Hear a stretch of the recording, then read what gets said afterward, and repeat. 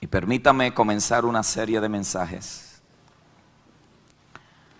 titulado El maravilloso Evangelio de la Gracia. Dígalo conmigo, el maravilloso Evangelio de la Gracia. Verso 12 al verso 18 del Evangelio según San Juan dice la palabra del Señor. Capítulo 1.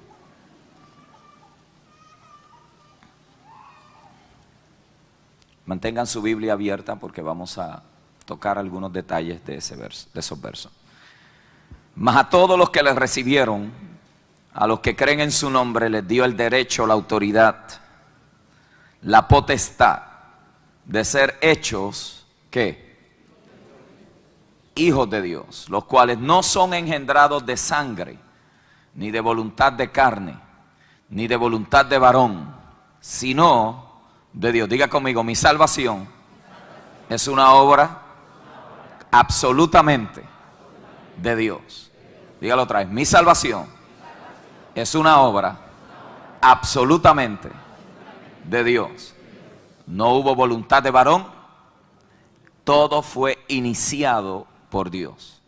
Verso 14, y aquel verbo fue hecho carne y habitó entre nosotros y vimos su gloria, gloria como la del unigénito del Padre. Yo quiero que marquen esa declaración, lleno de gracia y de verdad. Juan dio testimonio de él y clamó diciendo, este es el que yo decía, el que viene después de mí es antes de mí porque era primero que yo. Porque de su plenitud tomamos todos, y marque eso ahí, gracia sobre gracia. Pues la ley por medio de Moisés fue dada, pero la gracia y la verdad vinieron por medio de Jesucristo. A Dios nadie le vio jamás. El unigénito Hijo que está en el seno del Padre, Él le ha dado a conocer. La serie de mensajes que comienzo hoy es el resultado de una profunda inquietud que ha estado en mi corazón por muchos años.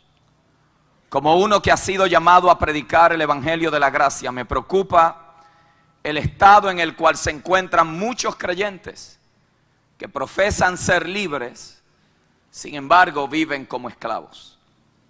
Me preocupa la falta de gozo, la inseguridad de la salvación, las frustraciones internas silenciosas que a veces cargamos, la falta de compasión, la actitud continua de juicio y de crítica, la hipocresía, la intolerancia, la falsa espiritualidad, la inflexibilidad, la búsqueda de aceptación por las obras de la carne y la falta de perdón. Me parece que muchas de estas cosas han sido producidas por enseñanzas y por predicaciones que se emiten desde nuestros cultos. Con esta serie me voy a tomar un riesgo, me voy a atrever, me voy a meter en terreno apache. Si usted quiere me cubre, si no el Señor me cubrirá. Pero me voy a tomar un riesgo, voy a ser amado y criticado. Amado por los que van a ser libres del sistema religioso, de la culpa y la vergüenza y la inseguridad que producen mensajes llenos de legalismo. Y voy a ser criticado por aquellos ante los cuales sus sistemas serán expuestos por la palabra del Señor. He salido con una misión. Vengo con un propósito. Yo no sé si me tome 3 domingos, 4 domingos, 3, 2, no sé. Pero vengo con una misión a predicarle a hijos que pudiendo ser libres están siendo intimidados por la vergüenza, por el temor y por la intimidación. Esta condición en muchas personas se debe al resultado de los mensajes y del trabajo de lo que voy a llamar los asesinos de la gracia. Hombres y mujeres que ocupan púlpitos, salones, grandes puestos que en vez de liberar a los oprimidos, los hacen más hijos del infierno, como tuvo el Señor que decirle a los fariseos de su tiempo. Talibanes encubiertos tras la falsa piedad, la espiritualidad externa y un sistema de reglas y dogmas donde el no sustituye el sí de Dios y la libertad en Cristo. Pero antes de que usted piense que estoy hablando de otra gente, en realidad estoy hablando de usted. Estoy hablando de nosotros. Y en esta serie Dios va a exponer nuestro fariseísmo. Dios va a sacar a la luz aquellas cosas que hemos mezclado, que han contaminado la gracia del Señor en el proceso, y nos va a libertar para poder disfrutar la experiencia maravillosa de conocer el evangelio de la gracia de nuestro Señor Jesucristo. Toda prédica tiene expectaciones y esta no es menos. Espero 4 cosas que sucedan en medio de esta serie de predicaciones. Número 1, espero una mayor apreciación del regalo de la gracia de Dios. Espero que entendamos lo que eso significa, lo que representa para nosotros, pero también para los demás. Espero que pasemos menos tiempo y energía criticando y preocupados por las decisiones de otros, en vez de concentrarte en la obra del Espíritu en tu vida. Espero que tengamos más compasión y seamos personas de menos juicio. Y también me parece que esta serie nos va a ayudar a dar pasos gigantescos ante la madurez y hacia la madurez que el Señor quiere que nosotros experimentemos en nuestra vida. La gracia de Dios nos da permiso para disfrutar quiénes somos. Diga esto conmigo: la gracia nos da permiso para disfrutar quiénes somos y lo que tenemos. Ser libre te da la libertad de disfrutar. Ser libre te da la oportunidad y el permiso para el sí. Y cuando yo leo los evangelios, veo a un Cristo del cual emanaba el sí, el permiso para celebrar la vida. En Puerto Rico estaba predicando en una iglesia y le decía al grupo de pastores y líderes que había, ¿cuántos de ellos habían visto un cuadro donde se encontraran a Jesús riéndose? Y todo el mundo no pudo contestar, la mayoría nunca había visto eso, pero dentro del grupo se levantó una pareja y dice: pastor, yo he visto uno de esos cuadros.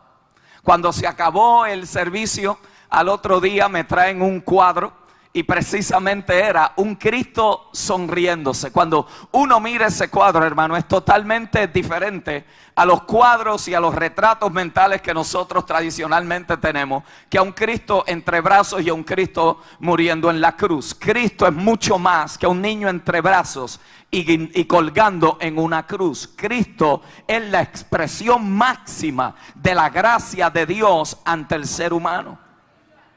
Cristo le daba permiso a la gente para celebrar la vida, diferente a los que le rodeaban.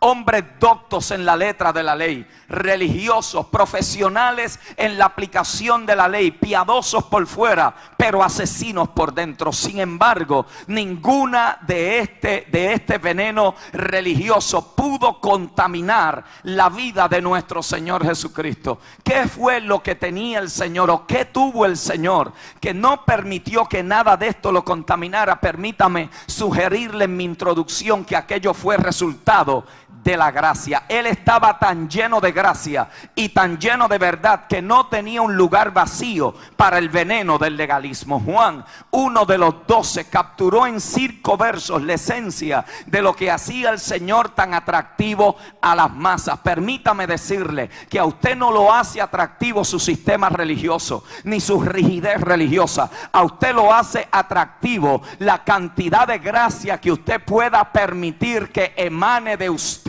por causa de una relación viva con el Cristo resucitado.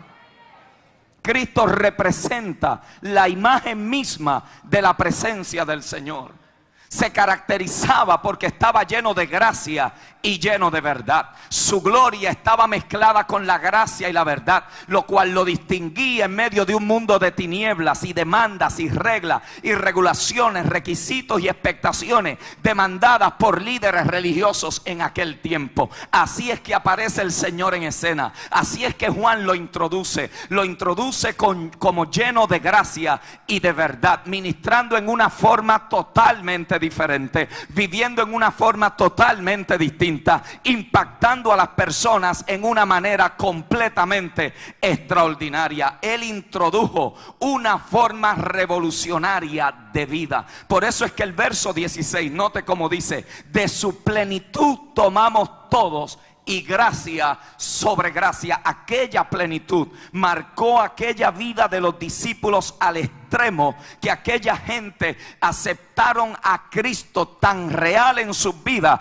que su compasión se convirtió en la de ellos, la tolerancia de Cristo en la tolerancia de ellos, la aceptación de Cristo en la aceptación de ellos. Absorbieron el amor, la compasión, y esto fue tan poderoso que a fines del primer siglo 12 hombres, 12 personas que nadie hubiera hecho nada con ellos, fueron transformados tan poderosamente por la potencia de la gracia de Dios que transformaron la Roma imperial de aquel momento. ¡Qué gracia maravillosa! Pero no solamente tomaron de su plenitud, sino que el evangelista nos dice que ellos recibieron gracia sobre gracia. Y la idea que el texto nos presenta tiene que ser entendida dentro de su contexto, porque lo que se nos está diciendo aquí es que una gracia reemplazó otra gracia. Lo que se nos está diciendo aquí que una gracia es mayor que la otra. Por eso es que dice el verso 17, porque la ley vino por medio de Moisés, pero la gracia y la verdad vinieron por medio de Jesucristo. La gracia del evangelio de Jesucristo es mucho mejor, es mucho mayor, es más excelente que la gracia que trajo la ley por medio de Moisés. Escuche bien esto. Esto es importante que lo entendamos, porque tenemos una mentalidad dual. Tenemos una mentalidad antiguo testamentaria y una mentalidad nuevo testamentaria. No sabemos si somos aceptos o si todavía nos falta algo para recibir algo de Dios. No sabemos si en Él estamos completos o estamos incompletos. Pero el evangelista nos inicia diciendo en su evangelio que la gracia que nosotros hemos recibido en Cristo es una gracia sobre gracia. En el griego no hay tal fraseología para poderlo explicar.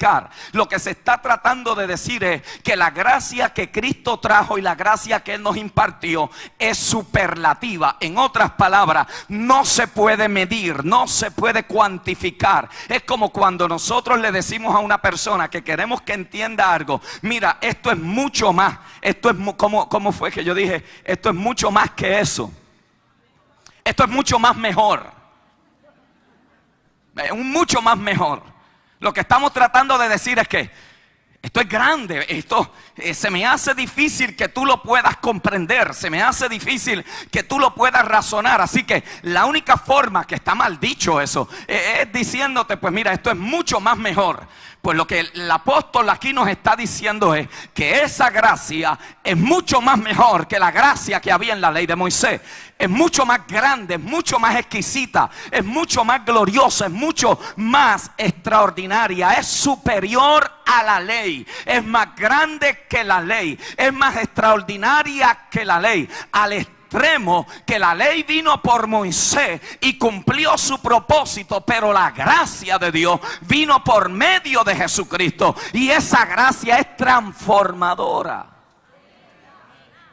Si esta gracia consiste en perdón, bendición, protección, paz, prosperidad, santificación, redención. La ley bajo Moisés exigía reglas, regulaciones, requisitos. Todo era acondicionado. Usted tenía que hacer algo para recibir algo. Usted tenía que hacer para ser aceptado. Nosotros tenemos esta mentalidad, hermano, antiguo testamentaria. Por eso yo quisiera que cuando hablemos desde este púlpito entendamos la diferencia de dispensaciones que estamos viviendo. Dejemos a Jehová en el Sinaí y traigamos a Cristo al siglo XXI.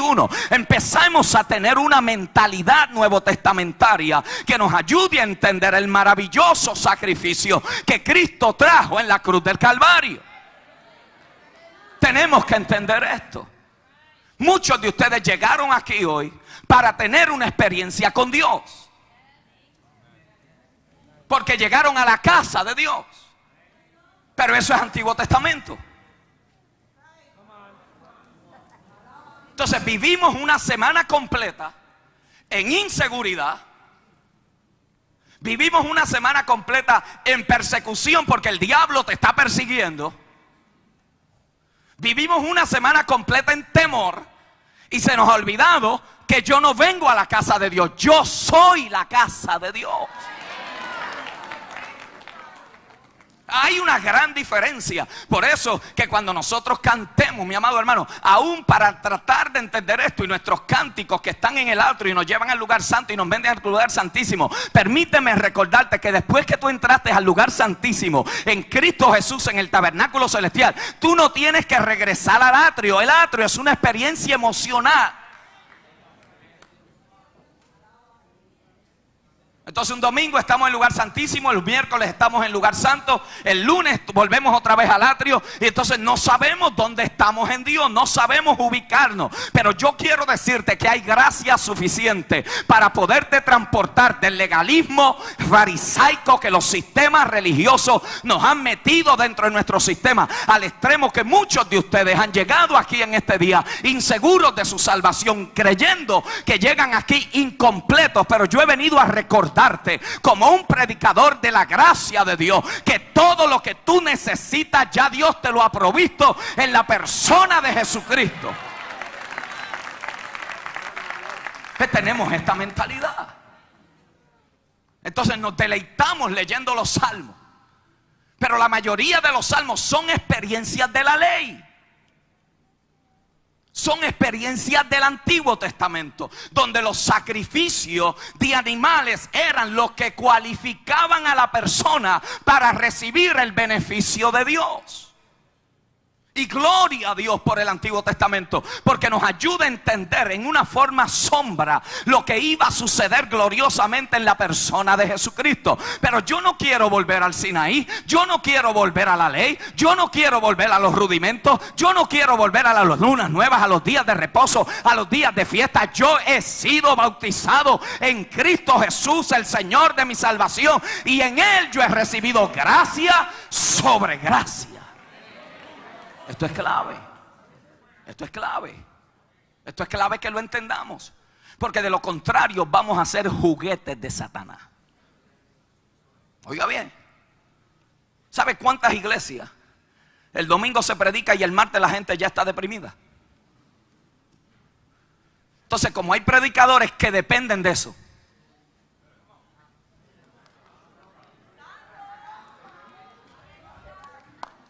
ellos prefieren mantener la gente esclavizada a sus 5 manos, sus 5 dedos en la mano, para que cada vez que están débiles vengan donde ellos a buscar la oración.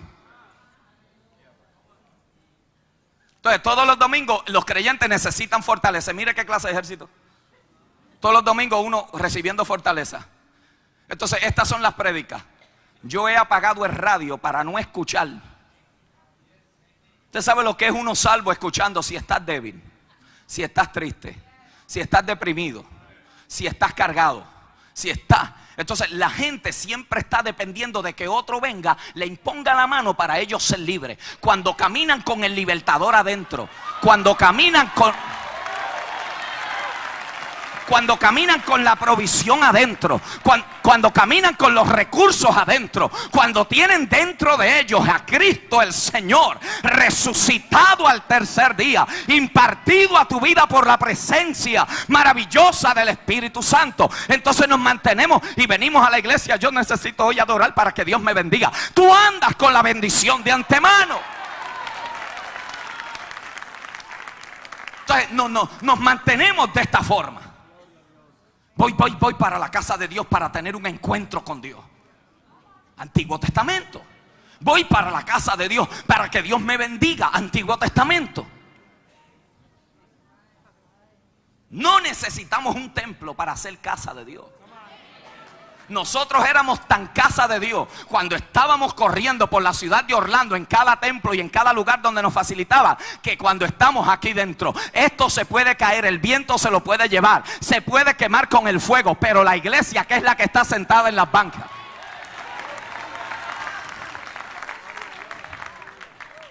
entonces la ley creaba una mentalidad de negocio.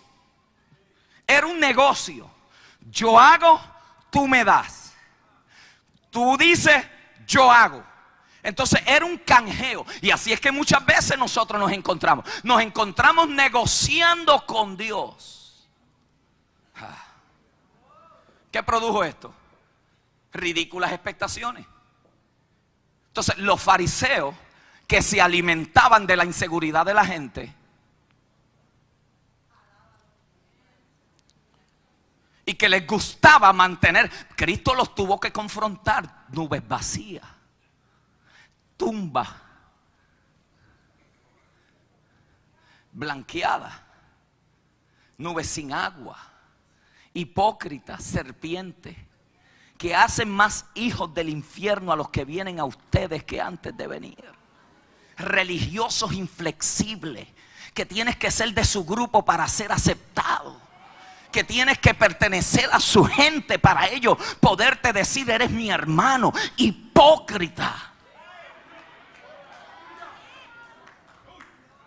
Si producía expectaciones, producía unas situaciones entre aquella gente y que producía que el resultado del servicio de ellos era motivado por la culpa y por la vergüenza, y no por el outflow, por el fluir de un corazón agradecido por lo que Dios había hecho por ellos. Esto satisfacía el orgullo farisaico, que se concentraba en la conducta externa y una constante vigilancia del bien y el mal, especialmente en otros. Por eso usted notará que los sistemas legalistas siempre están señalando. Por eso usted notará que en los sistemas legalistas mi espiritualidad yo la mido con la de él. Si yo vengo y oro más que él y vengo más que él al culto, entonces yo soy más espiritual, porque yo estoy haciendo mucho más que él. Basura del mismo infierno. Tú puedes venir aquí 7 días a la semana y ser más fariseo que los fariseos del tiempo de Cristo. Tú puedes estar aquí dando dinero hasta que te caigas para atrás y eres más hipócrita que los hipócritas del tiempo de Cristo. Esto no tiene nada que ver con lo externo. Esto tiene que ver con el corazón. Esto tiene que ver con la transformación interna. Por eso es que yo no me puedo comparar con nadie. ¿Por qué? Porque la vara de mi medida es Cristo el Señor. Y cuando yo me mido con Él, me doy cuenta de lo lejos que estoy del carácter, la santidad, la perfección de aquel que me amó. Pero como tampoco la puedo cumplir en mi carne, entonces Él viene y me la dice: te la doy por gracia.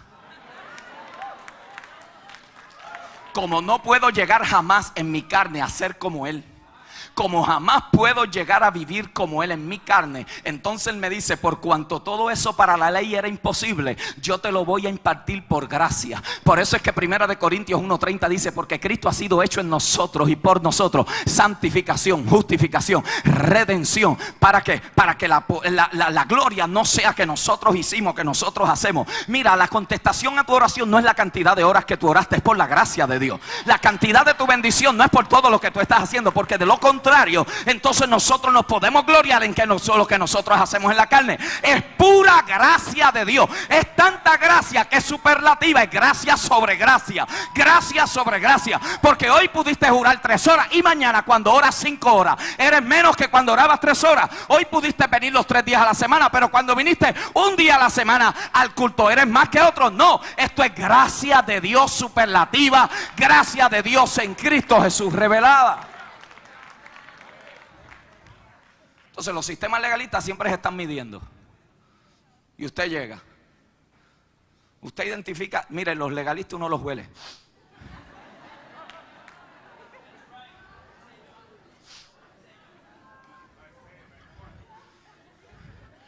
Por eso a mí me gustaba cuando el Señor le enseñaba a sus discípulos. Le decía: miren lo que ellos hacen. Check them out. Así no será con vosotros. Esta gente, para ser reconocidos, lo que quieren es plataforma.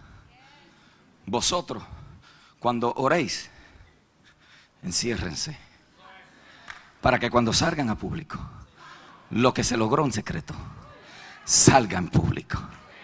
Sí, tengan cuidado con los que se paran en las orillas de las plazas, le decía Cristo, a sonar flauta, a hacer ruido para que la atracción fuera hacia ellos.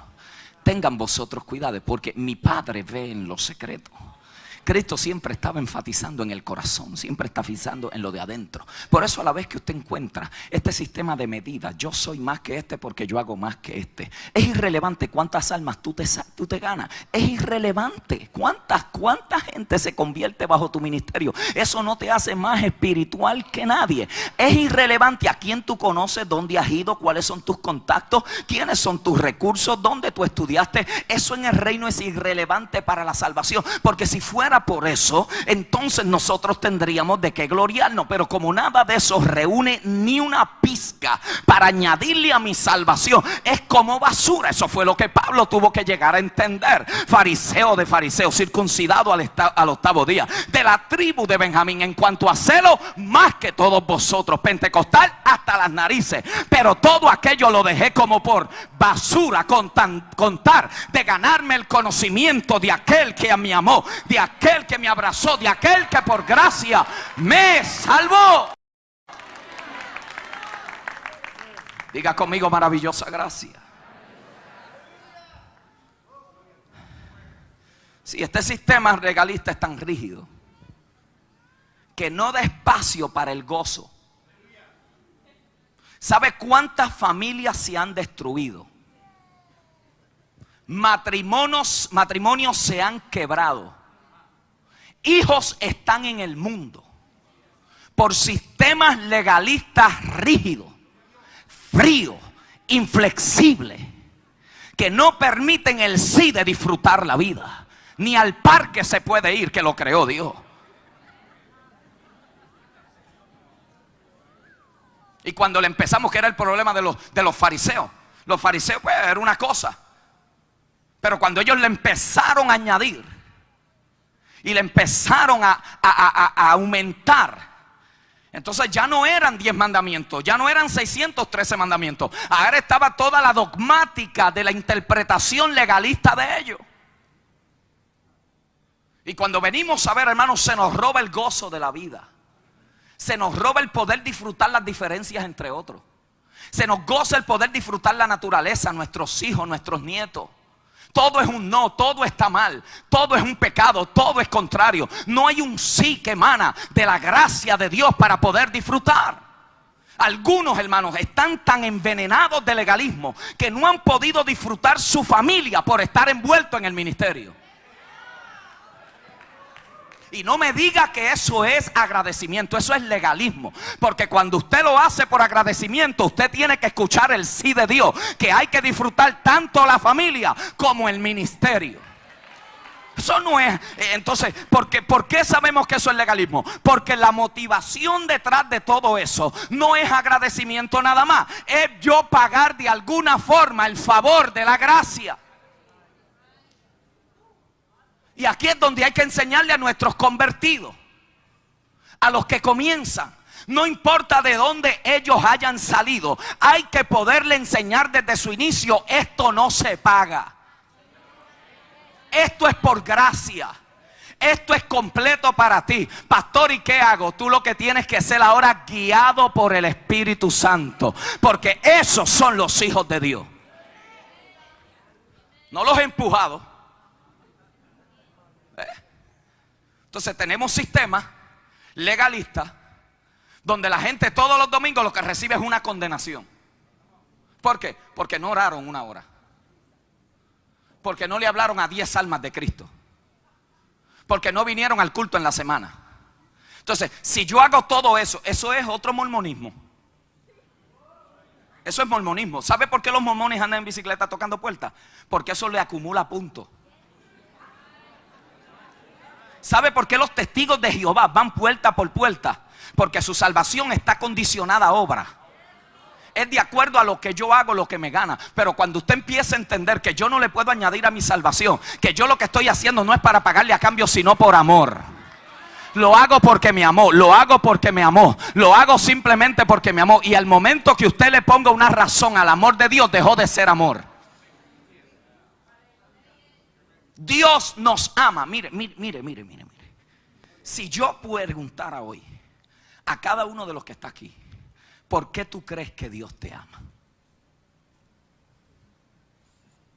¿Por qué tú crees que Dios te ama?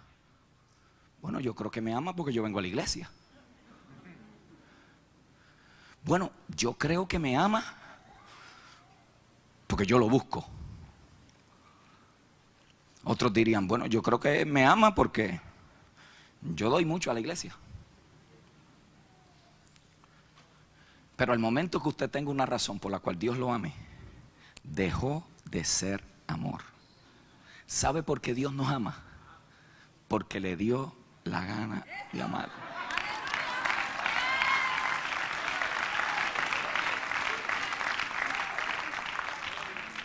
Eso se llama amor agape. ¿Qué es el amor agape? El amor que ama sin esperar a cambio nada. Pues ese es el amor que el Espíritu Santo derramó. Por eso el momento que usted le dice a su esposita, yo te amo porque tú,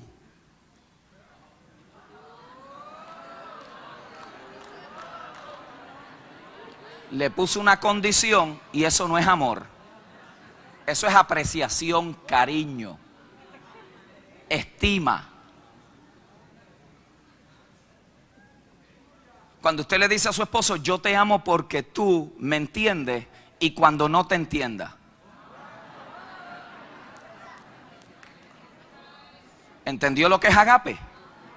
Es amor sin esperar nada a cambio. ¿Por qué tú me amas, Dios? Yo no tengo una explicación lógica que yo pueda expresar para poder entender el amor de Dios. Cuando Pablo se dio con la confrontación de esta pregunta, tuvo que poder decir, oh profundidad, oh la anchura, oh lo amplio de este amor. ¿Quién lo podrá comprender? Que me amó de tal forma que aun cuando yo estaba muerto en delitos y en pecados. Mire, si cuando yo estaba muerto en delitos y en pecado Él me amó, ¿qué nos hace pensar que después que yo le recibo como Señor y Salvador de mi alma me va a amar menos? El problema es que venimos a un sistema legalista de donde muchos de ustedes provienen y creen que la salvación dependía de todo lo que usted hacía. Pero yo he venido a recordarte y a libertarte que la salvación tuya no depende de lo que tú haces, depende de lo que Él hizo. En la cruz del Calvario entregó su vida por ti y allí te rescató. Yo no vine aquí hoy porque tengo una cuota religiosa y tengo temor de perderme. Porque si me hubiera quedado en casa, estuviera tan salvo. Voy para terreno Apache.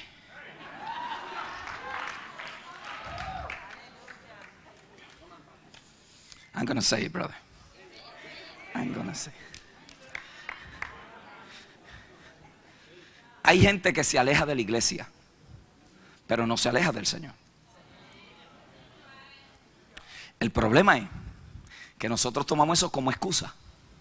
Entonces nos vamos al otro lado. Pero si yo me quedara en casa hoy y me quedara lo más tranquilo cortando la grama, soy tan salvo como los que vinieron aquí en 7 días. This is blowing some of your mind. I know it, yo se lo estoy leyendo, se lo veo aquí. Legalismo, legalismo, legalismo, legalismo. Yo no vine aquí porque tengo temor a perderme. Yo no vine aquí porque quiero una bendición más de Dios.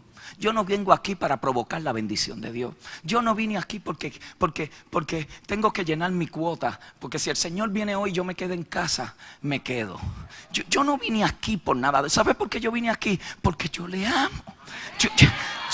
Yo vine aquí simplemente, nadie me forzó, no me siento culpable, no estoy en condenación, no estoy en juicio, no hay quien me pueda acusar, no hay quien me pueda señalar, mi conciencia está limpia, no estoy haciéndolo por obra. Yo vine aquí hoy, ¿sabe por qué? Porque le amo, y expresándole mi amor, voy al lugar donde todos los que le aman conmigo nos congregamos semanalmente, o 7 días en la semana, o 3 días en la semana, para expresar nuestro amor hacia Él. Y hay veces que llego aquí que me quiero arreguindar de las luces esas. Y hay veces que no me quiero levantar de ahí. ¿Sabe cuándo me ama más? En ningún momento. Me ama igual que cuando estoy sentado, como cuando estoy ahí pegado en una bombilla. Me ama tanto como cuando tengo para dar diezmo, como para cuando no tengo para dar diezmo. Me ama tanto cuando vine aquí gozoso y alegre y sirviéndole con una devoción extraordinaria, como cuando las emociones me traicionan y llegué aquí deprimido. Me ama tanto cuando estoy en salud como cuando tengo un cáncer terminal. Me ama tanto. Oye, ¿sabes cuánta gente, Jenny, viene a la casa del Señor a pagarle? That's the language. Es que yo tengo que pagar. Y tenemos esta mentalidad católica que nos hemos arrastrado sin cuestionarla. Y muchos de ustedes piensan que cuando están pasando por una prueba y no han sido madurados en la gracia, que de alguna forma eso es un castigo de pecados que hicieron 20 años atrás. Y eso es lo que es la consecuencia de la decisión. Pero cuando tú llegas ante Dios y le preguntas, ¿tú te acuerdas del pecado que yo cometí? Él dice, ¿cuál? ¿Cuál? ¿De qué pecado tú me hablas? Tú no te acuerdas de... Sí, porque nosotros los guardamos con fecha. Los guardamos, le ponemos nota, le hacemos adendum, lo guardamos y sabemos quién estaba, quién no estaba, a qué hora del día fue que cometí aquel pecado, qué era lo que estaba sucediendo en mi vida en aquel momento. Y cuando tú vas con todos esos detalles, ¿cuál? ¿Cuál? Porque yo te dije que no solamente yo te iba a perdonar, yo te dije que no me iba a acordar. Yo te dije que no los iba a traer más a mi memoria, que te los iba a limpiar tan blancos como la lana. Oh my God, que te iba a hacer tan santo que tú mismo te sorprenderías de la obra que yo iba a hacer en ti. El problema, mi amado hermano, es que esto es difícil entenderlo con una mentalidad de legalista. ¿Por qué? Porque nosotros somos seres que estamos acostumbrados a trabajar por lo que tenemos. Y hay un refrán público que dice: if it sounds too good to be true, usually it's not true. Déjame revertirlo, porque a mí me parece que es el único evento en la historia de la humanidad donde if it sounds too good to be true, it's true. Porque esto no depende de voluntad de varón. Esto no depende de voluntad humana. Esto depende de la gracia extraordinaria y maravillosa del Cristo resucitado. Él me amó aunque a usted no le guste. Él me ama como soy, con imperfecciones, con inseguridades, con temores, con ¡oh Dios! Él me amó. Entonces, estos sistemas rígidos, la gente no disfruta. No disfruta la salvación. ¿Cómo fue que tú dijiste? Pelean la salvación. That's the word. Pelean la salvación. En vez de recibirla, la luchan. Luchan la salvación. Nunca están seguros. Ustedes escuchan esta frase: ¿cómo estás ahí tratando de servirle al Señor? You can do that. You can do that. Porque si le estás tratando, lo estás haciendo en tu carne. Tienes que servirle al Señor. Ese es el problema, que nosotros tratamos. Entonces no nos damos permiso para disfrutarla. No nos damos permiso para celebrar nuestra salvación. No, mire, hay sistemas religiosos, iglesia, que usted no puede ser usted. Si se ríe mucho es pecado, si no se ríe es un entorunado.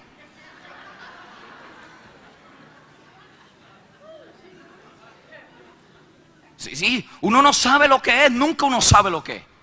Por eso el texto comienza diciendo: a los que les recibieron. Para dejar esto claro desde el principio, sin que nadie más te pueda acusar y te pueda decir otra cosa. A los que les recibieron. A los que vienen a la iglesia. que le recibieron. A estos se le dio el derecho, la potestad, la autoridad de ser hechos hijos de Dios. Si en los sistemas legalistas la obediencia es un asunto de compulsión, un asunto de compulsión en vez de un fluir motivado por amor. Pero cuando llegó la gracia y la verdad a través de Cristo, se comenzó una revolución para libertar a los cautivos de la religión. El temor fue reemplazado, el temor motivado por la culpa fue reemplazado por una simple motivación de seguirlo y amarlo. ¿Usted se imagina Cristo pasando y diciéndole a los discípulos: sígueme, sígueme? ¿Qué diferencia? Los fariseos le hubieran puesto 100 condiciones para poder cualificar. Cristo los llamó por gracia. Si en vez de concentrarse en los logros de la carne, Él le hablaba del corazón. En vez de demandar que el pecador cumpliera con una larga lista de requisitos, Cristo le enfatizaba la fe, aunque fuera aún del tamaño de un grano de mostaza. La religión rígida y estéril fue reemplazada por una relación motivada por la gracia. Diga conmigo: maravillosa gracia. Si la gracia y la verdad que Él trajo son libertadoras. Juan 8:32 dice: y conoceréis la verdad, y la verdad os hará libre. Interesante notar que el Señor nunca usó la palabra gracia. Sin embargo, la enseñó y la vivió al máximo. A la mujer sorprendida en adulterio le extendió la gracia. Sin embargo, al joven rico lo confrontó con su propia ley. Al leproso le manifestó gracia al tocarlos. A los fariseos los confundía con parábolas. Y cuando empezamos a entender el término de lo que la Biblia expresa como gracia, hermano, en el griego es doblarse, es condescender. Y la idea que se presenta es favor condescendiente.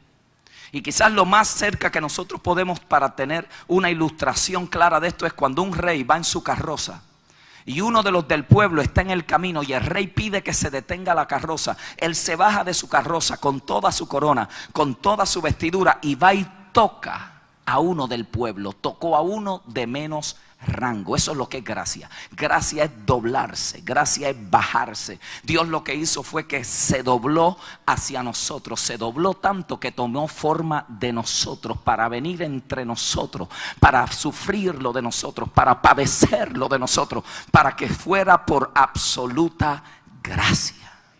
Mire, busque en Efesios capítulo 2. Efesios capítulo 2. Mire lo que aquí habla la palabra del Señor. Oh God. Efesios 2, 4 y 5. Oh, hermano, es que hoy hay unas, hermano. Cuando salía de aquí, una hermana me dice: pastor, gracias por haberme libertado en este día. Gracias, gracias. Yo salí de aquí libre hoy. ¿Sabe cuánta gente llega al culto, hermano? Con un sentido de falta, con un sentido de culpa, de vergüenza. ¿Sabe cuánta gente padece esto, hermano? Mire lo que dice la Biblia. Verso 4 del capítulo 2 de Efesios. ¿Está ahí conmigo? Pero Dios, que es rico en misericordia, por su gran amor con que nos amó, aún estando nosotros muertos ¿en qué? En pecados, nos dio vida juntamente. ¿Con quién? Con Cristo, por gracia. Sí, eso está entre paréntesis en su Biblia, ¿verdad? Lo que pasa es que si ese paréntesis no se pone, no íbamos a entender lo que eso implicaba, porque ahí se hubiera quedado incompleto. Entonces, cuando empezamos a ver, note lo que el texto está diciendo. Dice que la misericordia, ¿qué es la misericordia? Es la compasión que motivó a Dios a proveer un salvador para el perdido. Si la misericordia sola hubiera podido salvar, la muerte de Cristo hubiera sido innecesaria. Esto es lo que tenemos que entender. Dios tiene suficiente misericordia para poder salvar a la humanidad sin la necesidad de una muerte. Pero la misericordia no era suficiente. ¿Por qué? Porque tenía que estar mezclada con el amor. El amor era el plan que estaba movilizando todo el plan que Dios estaba trazando para la salvación de la gracia humana, de la raza humana. Pero la misericordia y el amor todavía le faltaba algo. ¿Por qué? Porque la santidad de Dios exigía y demandaba que lo que fuera a ocupar el lugar de la salvación del hombre fuera absolutamente perfecto y santo. Y cuando miraron, nadie cualificaba para tal requisito. Por lo tanto, aquí está Dios con su misericordia, aquí está Dios con su amor, pero no puede hacer nada todavía. ¿Por qué? Porque no había quien reuniera los requisitos. Pero un día en la eternidad, en el eterno pasado, en la corte celestial, el Hijo se levantó y dijo: yo ocuparé el lugar de los pecadores. Por eso es que 2 Corintios 5:21 dice: el cual no hizo pecado, pero se convirtió en pecado por causa de nosotros. Esto es un texto, hermano, que a mí me revolucionó cuando yo me convertí, cuando me choqué con esta realidad de que Él no cometió pecado, pero los míos los pagó Él en la cruz del Calvario. Y no había nadie, pero el Hijo se dio. Dios entonces, por amor, inició un proceso en su economía divina y empieza a trazar un plan, todo aquello para señalar un tiempo, un lugar, un espacio, un momento en la historia donde el Emanuel tendría que venir. Dios con nosotros haría aparición, entraría a la historia, rompería tiempo y espacio. El apóstol, tratando de comprender esto, dice: porque el cual, siendo en forma de Dios, no tuvo esto a cosa como que aferrarse, sino que se despojó a sí mismo y tomó forma de siervo, humillándose hasta la muerte, y la muerte de cruz. En aquel momento apareció Cristo en la historia, cerca de 2000 años atrás, de los cuales hoy hay una película que está tratando de captar aquellas escenas gloriosas que allí sucedieron. Nadie cualificaba, nadie reunía los requisitos. Nosotros éramos los que debíamos de haber sido castigados. Nosotros hubiéramos pagado el castigo de nuestra paz. Nosotros hubiéramos sido los que hubiéramos sido enjuiciados. Pero allí estaba el Hijo. Él tomó mi lugar. Él fue la propiciación por mi pecado. Él fue a la cruz por causa de mi pecado. Y aquel bendito día, después que resucitó al tercer día, introdujo la gracia maravillosa. La gracia, entonces Dios dice ahora: por cuanto tú estás dispuesto a salvar a la humanidad, y en ti yo no encuentro pecado, en ti no hay falta. Por eso es que el escritor del libro de los Hechos y Hebreos dice: el cual no tuvo pecado ni se relacionó con el pecado. Allí aparece en escena y el Padre dice: ahora todos los que a ti te reciban, no lo que ellos hagan, todos los que a ti te reciban tienen el derecho, la potestad, tienen el honor de ser hechos hijos míos. Ahora todo lo tuyo será de ellos y todo lo de ellos será tuyo. Hagan un intercambio: tu pobreza por tu riqueza, su enfermedad por tu salud, su miseria por tu bendición. Y cuando usted vino y abrazó a Cristo en aquel día, eso en teología se llama salvación, santidad imputada. Todo lo que Él hizo y todo lo que Él era se le imputó completamente a usted en aquel día que usted lo recibió. Usted no es más santo hoy que lo que era cuando se convirtió. Lo que ha cambiado es que usted conoce mejor cómo caminar en la santidad de Dios. Pero en aquel día que usted se convirtió, el Padre dijo: es tan santo como mi Hijo, porque si lo veo aparte de mi Hijo lo tengo que matar, porque está imperfecto, está incompleto, pero en mi Hijo Él está completo. Maravillosa gracia, maravillosa gracia. Por eso busque el libro de Romanos. Mire esto, hermano, libro de Romanos. Oh, yo le he pedido a Dios que me ayude esto, hermano. Van a ser 4 o 5 mensajes que nos van a libertar.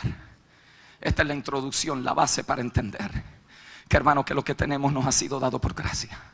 Que cuando venimos aquí no tenemos que perform, no tenemos que actuar nuestra salvación.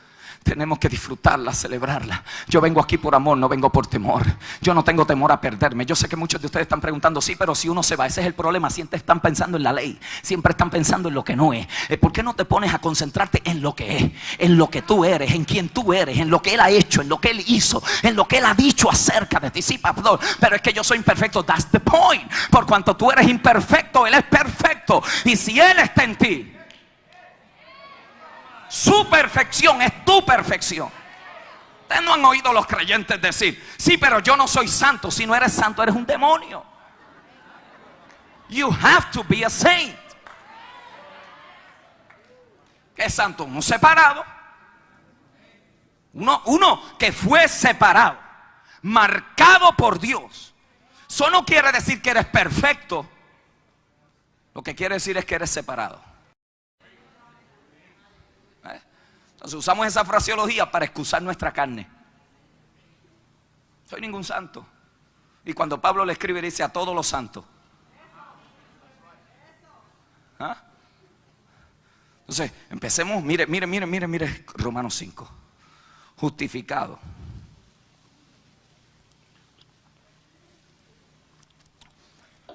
En inglés me gusta más la palabra, porque es righteousness. Es una palabra compuesta, right standing. Yo estoy delante de Dios hoy. Yo estoy bien parado. Pastor, pero quiere decir que usted es perfecto. No. Yo lo que te estoy diciendo es que yo estoy delante de Dios. Yo estoy bien parado. Justificado pues por la fe. ¿Fe en quién? En el que murió por mí. Entonces, cuando el Hijo se para ante el Padre lo ve y dice, en Él yo tengo complacencia. Y cuando viene Tommy Moya y se para delante del Padre, el Padre dice, en Él yo tengo complacencia. Porque yo no estoy viendo las imperfecciones de Tommy Moya, yo estoy viendo a mi Hijo en Él. Justificados pues por la fe, tenemos paz. Paz para con Dios. ¿Por medio de quién? ¿Usted cree que Cristo sufrió el castigo por nuestros pecados? ¿Usted cree? Mire, déjeme enseñarle algo en Isaías 53. Búsquelo. Isaías 53.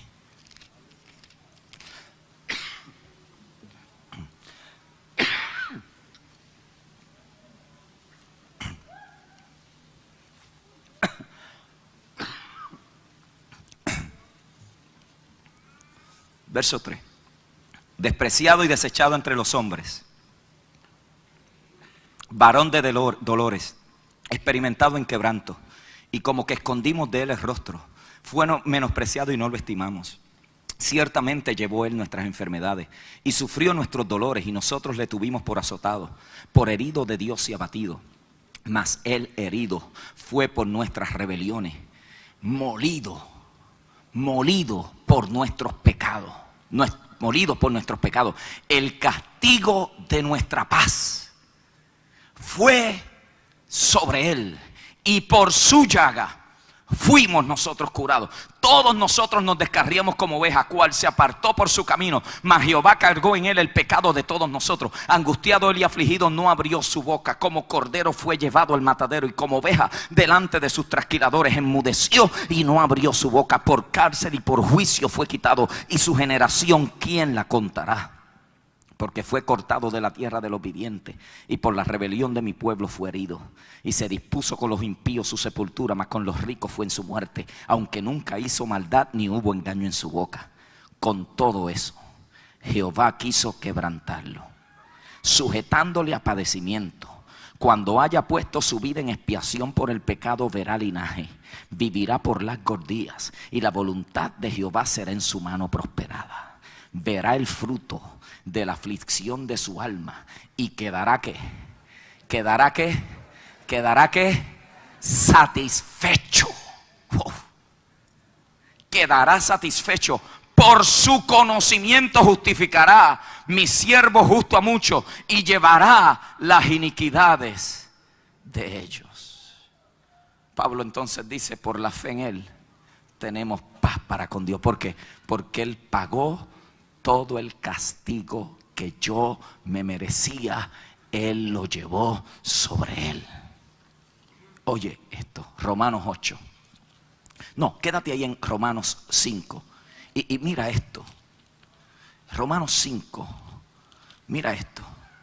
Verso 2. Por quien tenemos entrada por la fe. ¿A qué gracia? A esta gracia, en la cual estamos ¿qué? Firmes y nos gloriamos en la esperanza de la gloria de Dios.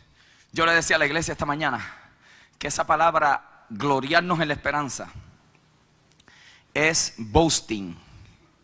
Boasting es cuando usted se da un guille de algo. ¿Usted sabe lo que es eso? Usted celebra eso. Y el ejemplo que yo usé fue cuando uno de nuestros hijos hace algo, que uno, you boast about it. Si sabes que el nene mío sacó todas 4 puntos. Y uno dice, humildemente, embuste, tú estás por dentro ahí. You're boasting about it. ¿Usted sabe lo que está diciendo ahí? Pablo dice, yo tengo guille de ser salvo. Yo me glorío. Yo me doy el guille de que soy salvo. Yo no estoy tratando de ser salvo, yo no estoy diciendo que yo voy a ser salvo, yo no estoy diciendo que quizás voy a ser salvo, yo estoy gloriándome desde ahora. Yo tengo guille de ser salvo, yo tengo guille de servirle a Cristo, yo tengo guille de que en Él estoy completo, yo me estoy gloriando en esto. ¿Y qué usted hizo para poder sentirse de esa manera? Absolutamente nada. Este es el guille mío, que yo sin hacer nada, Él lo hizo todo por mí. Pero ¿qué es lo que yo tengo que hacer? Lo único que tú tienes que hacer es recibir lo que Él hizo por ti. Nada más que eso, absolutamente nada más que eso. Por eso es que es por gracia, y es gracia sobre gracia. Y si usted trata de pagar el favor de la gracia, contaminó la gracia. Entonces yo le sirvo no para pagar lo que Dios hizo, sino porque le amo, por lo que Él hizo conmigo. Romanos 8.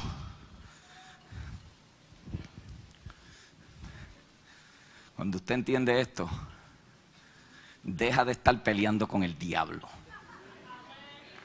Sí, esta malicia que se ha metido en la iglesia, peleando con uno derrotado. Yo no estoy ignorando sus maquinaciones. Eso es lo que dice la Biblia. Yo no estoy ignorando sus maquinaciones. Sí, en la guerra espiritual. Enseñaba yo en Puerto Rico y le decía a la gente, esto es guerra espiritual, gritándole a los demonios. Listen. Esto los va a libertar a muchos de ustedes que se leen libros fuera de contexto teológico. La guerra espiritual más poderosa que existe. Usted ha notado a Cristo, espíritu de fulano, yo te reprendo. ¿Verdad que no? Usted no lo ve en la Biblia. Usted no lo va a encontrar en la Biblia. Porque la guerra espiritual o la lucha espiritual, porque no es ni una guerra, la guerra se ganó. Es una lucha. Pablo dice, no tenemos lucha. Lucha y guerra no es lo mismo. La lucha que tenemos no es contra carne y sangre. Pero si usted lee ese capítulo desconectado de los primeros 5, no lo va a entender jamás. Porque del capítulo 1 al capítulo 3, Pablo empieza diciendo nuestra posición en Cristo. Del capítulo 3 al capítulo 5, Pablo dice nuestras responsabilidades como creyentes. Y luego él dice, por lo demás, hermanos míos, en otras palabras, lo que le vengo diciendo anteriormente tiene su culminación en esto. Por lo demás, fortaleceos en el Señor y en el poder de su fuerza, porque no tenemos lucha contra carne y sangre. Pero si usted lee los versos anteriores, toda la guerra espiritual o la lucha espiritual que se desata, se combate efectivamente cuando usted está caminando en obediencia a los canales de autoridad que Dios ha establecido. Por eso es que el verso anterior empieza a decir, esposos, amar a vuestras esposas, esposas, sujetarse a sus maridos, hijos, obedecer a vuestros padres, los esclavos, sométanse a sus amos. Por lo demás, ¿qué es lo que Pablo está diciendo? Si usted está fuera y desconectado de autoridad, usted puede gritar todo lo que quiera, las orejas se le caen de lo colorada que se le pusieron, la sangre, las venas se le hincha por aquí y los demonios se nos están riendo en la cara. Entonces hacemos conferencias de guerra espiritual donde todo el mundo está desconectado, fuera de autoridad, esposos con esposa peleando, hijos rebeldes dentro de la casa. ¿Qué autoridad espiritual nosotros vamos a tener para combatir con eso? Por eso ustedes no ven a Cristo Cristo perdiendo tiempo gritándole a los demonios, sino que cuando él llegaba a un lugar y había una invasión diabólica, como él estaba bajo la autoridad del Padre, lo único que tenía que hacer era ejecutar su autoridad, ejercer su autoridad y echar fuera a los demonios. Y cuando el diablo vino contra él, él le dice a los discípulos: yo me voy de este lugar porque el malo nada tiene contra mí.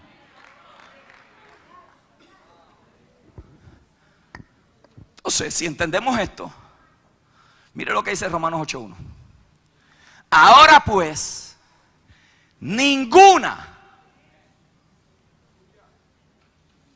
condenación hay para los que están. Pastor, y los que no están, ese no es mi problema. Ese no es mi problema. Mi problema es a los que están. A mí me preocupa yo, moi, mi, me, que estoy, saber que no hay diablo, no hay persona sobre la faz de la tierra que me pueda acusar y decir que yo no soy salvo. Yo soy salvo de los pies a la cabeza, aunque no me parezca a ti. Yo soy salvo por dentro, por fuera. Yo soy salvo. Yo tengo guille de que soy salvo en Dios, de que con Él yo estoy más que completo, de que no me falta absolutamente nada para mi salvación. Salvo hasta los tuétanos. Hasta los tuétanos. No estoy tratando de ser salvo. Soy salvo. No estoy inseguro si me voy a salvar o no. Yo me voy a salvar. ¿Sabe por qué? Porque soy salvo. ¿Se entendió eso? Es un producto de quienes somos y de lo que tenemos. Permítame cerrar con esto, ya los despido. El secreto de una vida santa, gozosa, libre y productiva, descansa en el conocimiento de la gracia y en la fe en nuestra gloriosa posición en Cristo. Aparte de eso, usted vivirá condenado, inseguro e incompleto. Ya no estamos en Adán, sino en Cristo, en el segundo Adán. Escuche esto: tendremos recompensas por fidelidad y santidad práctica. Usted puede tener recompensas por su devoción y práctica, pero nunca le añade a su salvación. Su salvación es eterna. De lo contrario, Cristo tendría que volver a morir en la cruz. Y Él vino una sola vez. ¿Sabe qué? Una vez salvo, siempre salvo. Muchos de ustedes se engancharon en el término sin entenderlo. Yo no estoy diciendo que una vez salvo usted se va a pecar y es siempre salvo. Yo lo que estoy diciendo es que una vez salvo, siempre será salvo, porque usted está en Cristo. El problema es no estar en Cristo. Pero si usted está en Cristo, en Cristo, en Cristo, con su imperfección Dios la perfeccionó. Con su inconsistencia Él la terminó. Con su falta de santidad Él te imputa su santidad. Con tu falta de misericordia Él te imputa su misericordia. Una vez salvo en Él, siempre serás salvo en Él. Tú preocúpate por cuidar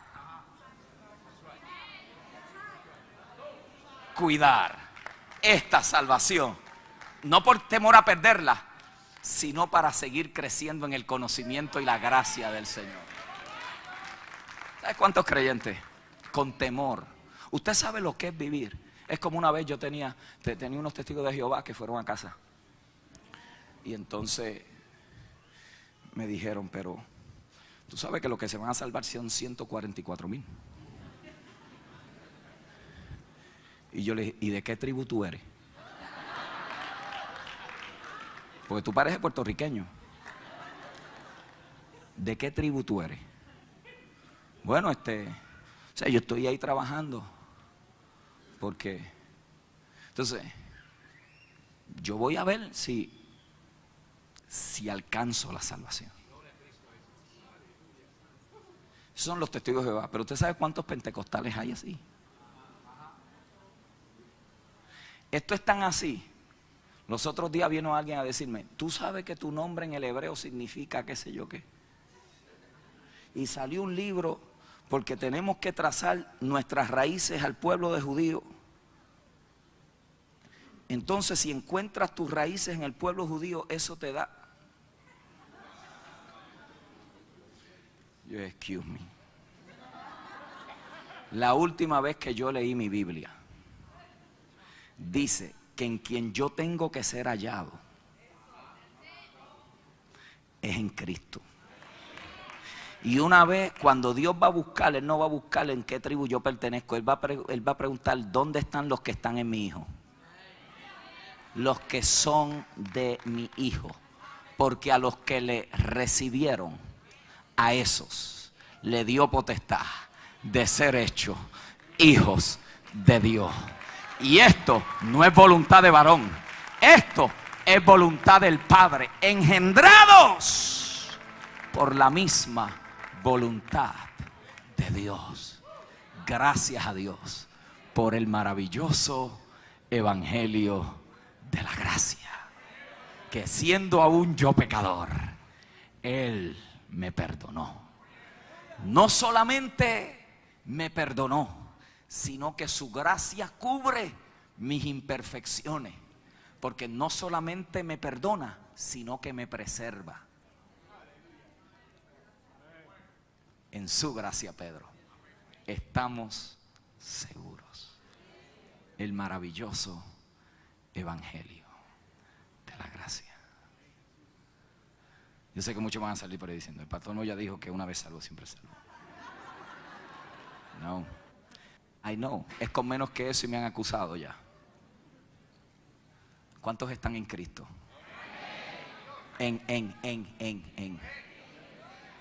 Óyeme bien, no hay forma de perderte. Pastor, pero si me voy al mundo a pecar, brega tú con Dios ese asuntito. Porque si yo fuera tú, no me tomaría ese riesgo. Oye, no te voy a enjuiciar, porque Dios mismo se reserva el derecho de esperar que esa persona muera para juzgarlo.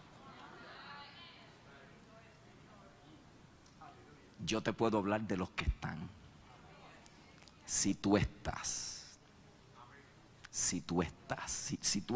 en Cristo, si tú no le sirves por temor ni por vergüenza, si tu devoción es una devoción sana, sencilla, simple, de agradecimiento por amor, por lo que Él hizo.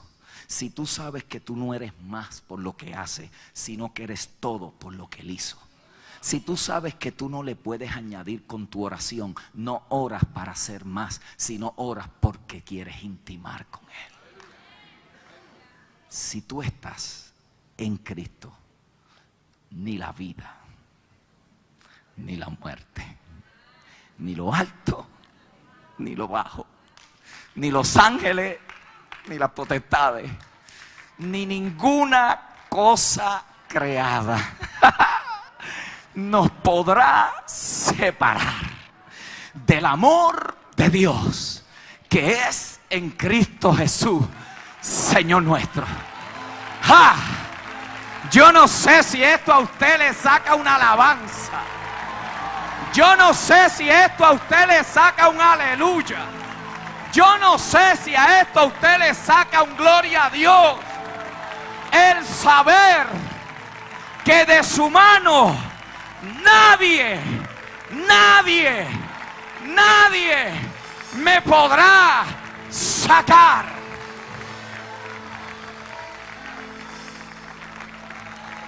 Nadie. Dile a 4 o 5 y dale high five y le dice, yo tengo guille de ser salvo, mano. Yo, si tengo guille de algo, es de ser salvo. ¿Y cómo fue que tú lograste eso? No sé.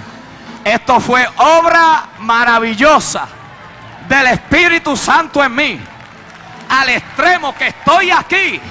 Yo estoy aquí porque Él está operando en mí el querer como el hacer para su buena voluntad. Yo voy a celebrar mi salvación.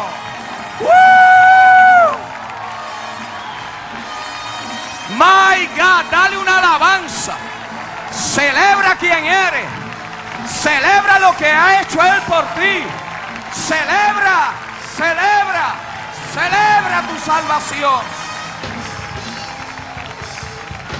En Él estamos completos.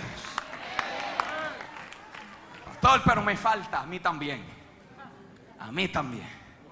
Me falta un montón. Pero en Él, Lilian, estamos con Mark, en Él. Germán, Reiner, Rey, Euclides, Charlie, en Él estamos completos. Y estoy tan completo, y tan completo, que Dios anticipó mi próximo pecado. ¿Y sabe lo que hizo? Me proveyó el abogado antes de la falta. Y viene y dice, por eso es que es gracia sobre gracia.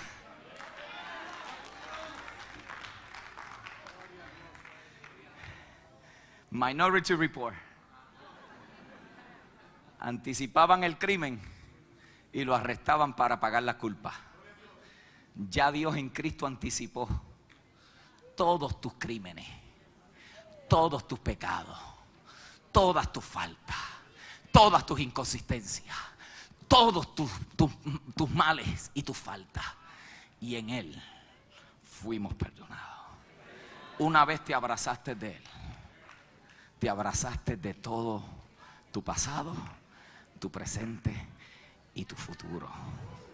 Ahora bien, eso no es una licencia para pecar. Lo contrario, cuando usted entiende el valor de esta salvación tan grande, usted, cualquier cosa que lo quiera dañar, usted le dice, I don't need it. This is too big to miss it. This is too good to change it. Esto es demasiado de bueno para yo cambiarlo por esa basura, diablo, que tú me estás ofreciendo. Es más, si tengo que sufrir en la gracia me sostendrá. Si tengo que padecer en la gracia me preservará. Si tengo que ser perseguido por la gracia me cubrirá. Si tengo que morir por la gracia me restaurará. Y aun cuando nosotros fuéramos infieles, Él permanece siendo fiel. Gracias a Dios por el maravilloso evangelio de la gracia.